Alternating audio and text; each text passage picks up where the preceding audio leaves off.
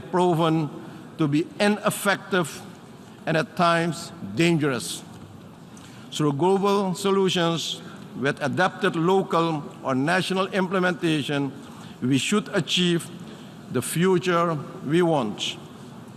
Mr. President, ladies and gentlemen, together we can, together we will, together we have, and together we are stronger. I thank you, and may God bless you all. Thank you. On behalf of the Assembly, I wish to thank the President of the Republic of Suriname for the statement just made, and I request the protocol to escort His Excellency. The Assembly will hear an address by His Excellency Joseph R. Biden, Jr., President of the United States of America. I request the protocol to escort His Excellency.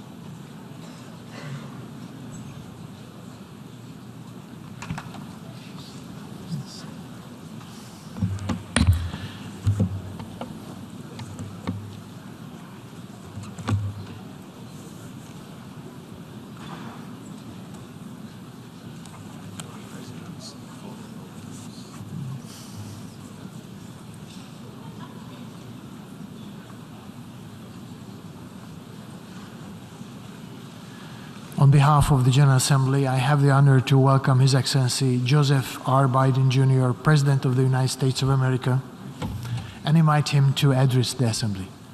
Thank you. Mr. President, Mr. Secretary General, my fellow leaders, in the last year, our world has experienced great upheaval. A growing crisis in food insecurity, record heat, floods and droughts, COVID-19, inflation, and a brutal, needless war. A war chosen by one man, to be very blunt. Let us speak plainly. A permanent member of the United Nations Security Council invaded its neighbor, attempted to erase a sovereign state from the map. Russia has shamelessly violated the core tenets of the United Nations Charter. No more important than the clear prohibition against countries taking the territory of their neighbor by force. Again, just today, President Putin has made overt nuclear threats against Europe and a reckless disregard for the responsibilities of the non-proliferation regime. Now, Russia's calling up more soldiers to join the fight, and the Kremlin is organizing a sham referenda to try to annex parts of Ukraine, an extremely significant violation of the UN Charter. This world should see these outrageous acts for what they are. Putin claims he had to act because Russia was threatened. But no one threatened Russia, and no one other than Russia sought conflict. In fact, we warned it was coming, and with many of you we worked to try to avert it. Putin's own words make his true purpose unmistakable. Just before he invaded, Putin asserted, and I quote, "Ukraine was created by Russia and never had, quote, real statehood." And now we see attacks on schools, railway stations, hospitals, on centers of Ukrainian history and culture. In the past, even more horrifying evidence of Russia's atrocity and war crimes. Mass graves uncovered in Izium, bodies, according to those who excavated those bodies, showing signs of torture. This war is about extinguishing Ukraine's right to exist as a state, plain and simple, and Ukraine's right to exist as a people. Whoever you are, wherever you live, whatever you believe, that should make your blood run cold. That's why 141 nations in the General Assembly came together and to unequivocally condemn Russia's war against Ukraine. The United States has marshaled massive levels of security assistance and humanitarian aid and direct economic support for Ukraine. More than $25 billion to date. Our allies and partners around the world have stepped up as well. And today, more than 40 countries represented in here have contributed billions of their own money and equipment to help Ukraine defend itself. The United States is also working closely with our allies and partners to impose costs on Russia, to deter attacks against NATO territory, to hold Russia accountable for the atrocities and war crimes. Because if nations can pursue their imperial ambitions without consequences, then we put at risk everything this very institution stands for, everything. Every victory won on the battlefield belongs to the courageous Ukrainian soldiers. But this past year, the world was tested as well. And we did not hesitate. We chose liberty. We chose sovereignty. We chose principles to which every party to the United Nations Charter is beholding. We stood with Ukraine. Like you, the United States wants this war to end on just terms, on terms we all signed up for, that you cannot seize a nation's territory by force. That the only country standing in the way of that is Russia.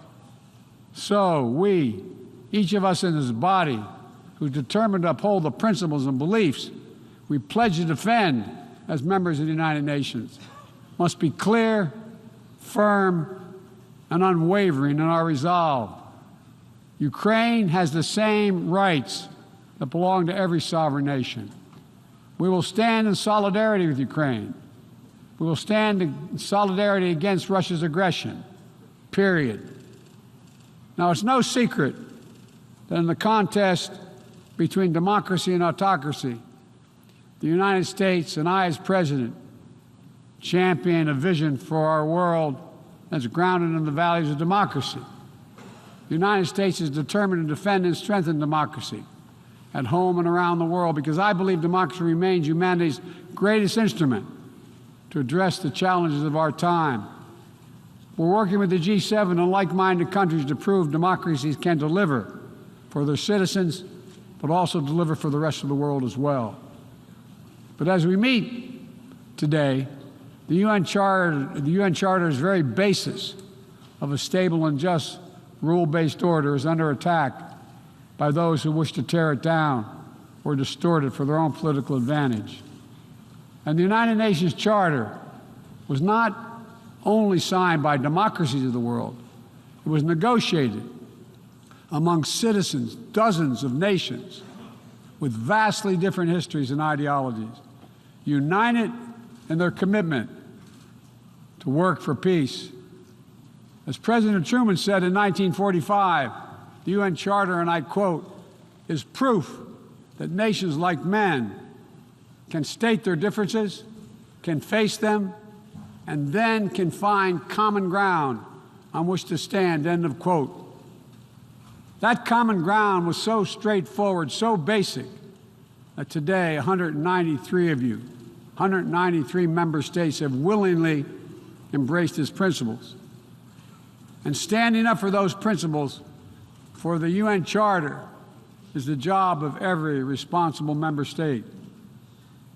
I reject the use of violence and war to conquer nations or expand borders through bloodshed, to stand against global politics of fear and coercion, to defend the sovereign rights of smaller nations as equal to those of larger ones, to embrace basic principles like freedom of navigation, respect for international law, and arms control.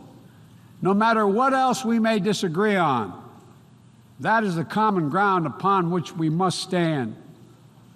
If you're still committed to a strong foundation for the good of every nation around the world, then the United States wants to work with you.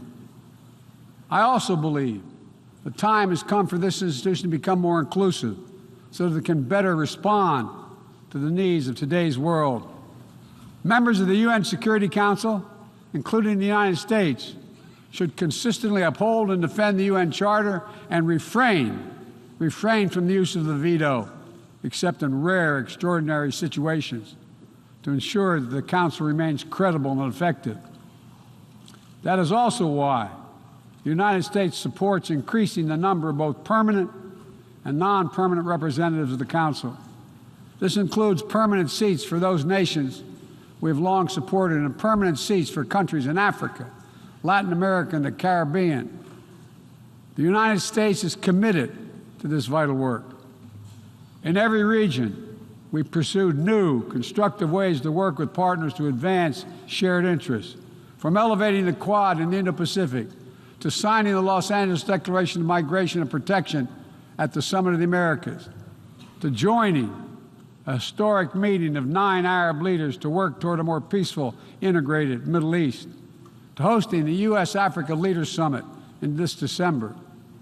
As I said last year, the United States is opening an era of relentless diplomacy to address the challenges that matter most to people's lives, all people's lives.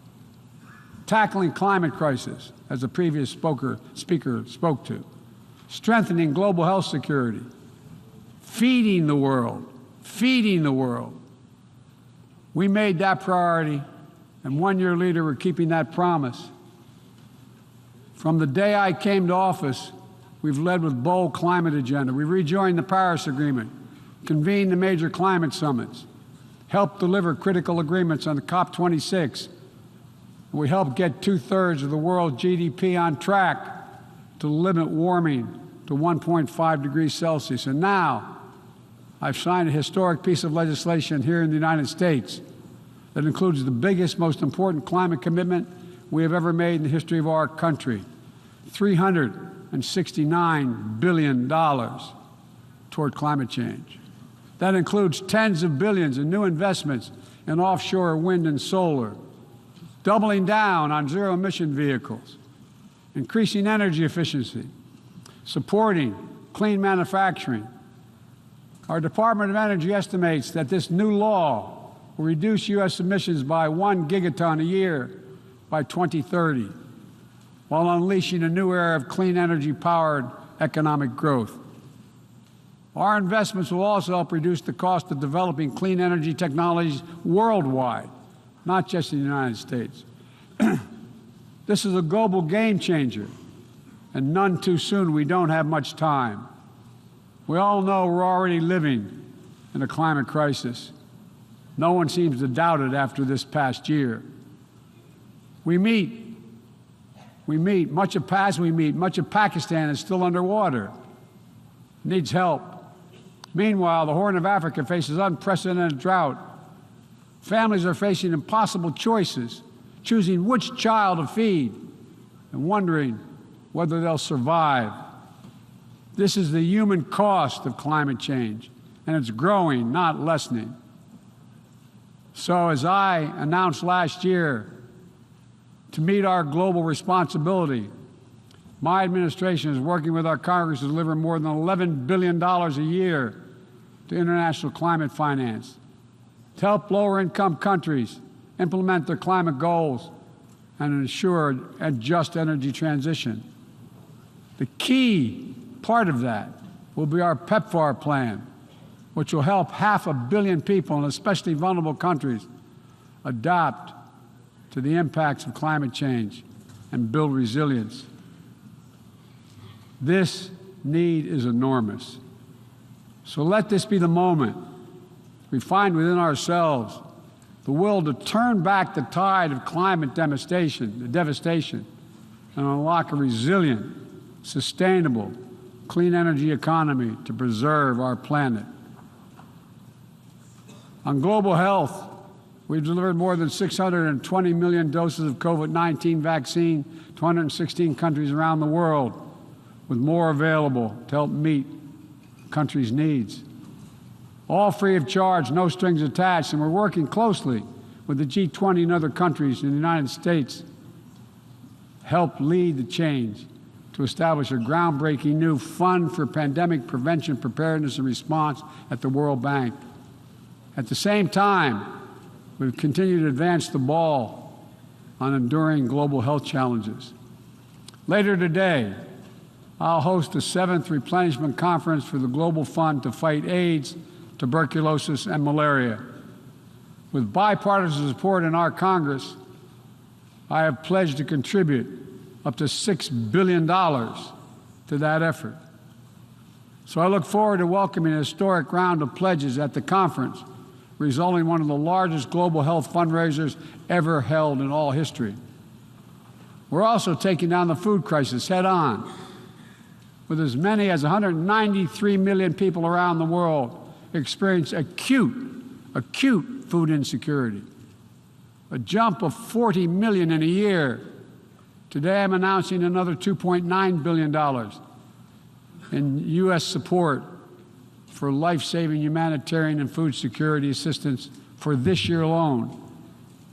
Russia, in the meantime, is pumping out lies, trying to pin the blame for the crisis, the food crisis, on the sanctions imposed by many in the world for the aggression against Ukraine. So let me be perfectly clear about something. Our sanctions explicitly allow Russia the ability to export food and fertilizer. No limitation. It's Russia's war that is worsening food insecurity, and only Russia can end it. I'm grateful for the work here at the UN, including your leadership, Mr. Secretary General, establishing a mechanism to export grain from Black Sea ports in Ukraine that Russia had blocked for months, and we need to make sure it's extended. We believe strongly in the need to feed the world.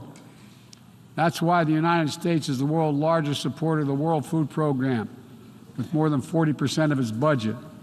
We're leading support of the UNICEF efforts to feed children around the world.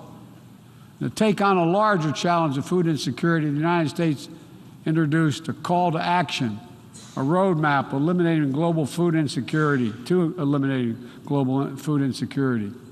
that more than 100 nation member states have already supported.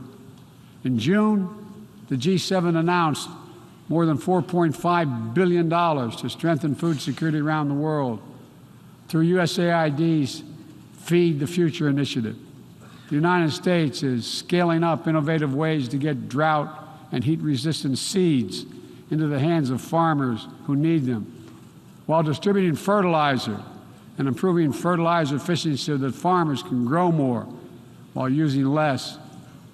And we're calling on all countries to refrain from banning food exports or hoarding grain while so many people are suffering. Because in every country in the world, no matter what else divides us, if parents cannot feed their children, nothing else matters. If parents cannot feed their children. As we look to the future, we're working with our partners to update and create rules of the road for new challenges we face in the 21st century. We launched the Trade and Technology Council with the European Union to ensure that key technologies are developed and governed in the way that benefits everyone. With our partner countries and through the UN, we're supporting and strengthening the norms of responsible state behavior in cyberspace, and working to hold accountable those who use cyber attacks to threaten international peace and security. With partners in the Americas, Africa, Europe, and the Middle East, and the Indo-Pacific, we're working to build a new economic ecosystem where every nation gets a fair shot, and economic growth is resilient, sustainable, and shared. That's why the United States has championed a global minimum tax, and we will work to see it implemented so major corporations pay their fair share everywhere, everywhere. It's also been the idea behind the Indo-Pacific Economic Framework, which the United States launched this year with 13 other Indo-Pacific economies. We're working with our partners in ASEAN and the Pacific Islands to support a vision for a critical Indo-Pacific region that is free and open, connected and prosperous, secure and resilient. Together with partners around the world, we're working to secure resilient supply chains that protect everyone from coercion or domination, and ensure that no country can use energy as a weapon. And as Russia's war riles the global economy, we're also calling on major global creditors, including the non-Paris Club countries, to transparently negotiate debt forgiveness for lower-income countries, to forestall broader economic and political crisis around the world. Instead of infrastructure projects that generate huge and large debt without delivering on the promised advantages, let's meet the enormous infrastructure needs around the world with transparent investments, high-standard projects that protect the rights of workers and the environment, keyed to the needs of the communities they serve, not to the contributor. That's why the United States, together with fellow G7 partners, launched a Partnership for Global Infrastructure and Investment. We intend to collectively mobilize $600 billion in investment through this partnership by 2027. Dozens of projects are already underway. Industrial-scale vaccine manufacturing in Senegal, transformative solar projects in Angola, first-of-its-kind small modular nuclear power plant in Romania. These are investments that are going to deliver returns not just for those countries, but for everyone. The United States will work with every nation, including our competitors, to solve global problems like climate change. Climate diplomacy is not a favor to the United States or any other nation, and walking away hurts the entire world. Let me be direct about the competition between the United States and China. As we manage shifting geopolitical trends, the United States will conduct itself as a reasonable leader. We do not seek conflict. We do not seek a Cold War. We do not ask any nation to choose between the United States or any other partner. But the United States will be unabashed in promoting our vision of a free, open, secure, and prosperous world and what we have to offer communities of nations. Investments that are designed not to foster dependency, but to alleviate burdens and help nations become self-sufficient. Partnerships not to create political obligation, but because we know our own success. Each of our successes increased when other nations succeed as well. When individuals have the chance to live in dignity and develop their talents, everyone benefits. Critical to that is living up to the highest goals of this institution, increasing peace and security for everyone, everywhere. The United States will not waver in our unrelenting determination to counter and thwart the continuing terrorist threats to our world. And we will lead with our diplomacy to strive for peaceful resolution of conflicts. We seek to uphold peace and stability across the Taiwan Straits. We remain committed to our One China policy, which has helped prevent conflict for 4 decades. And we continue to oppose unilateral changes in the status quo by either side.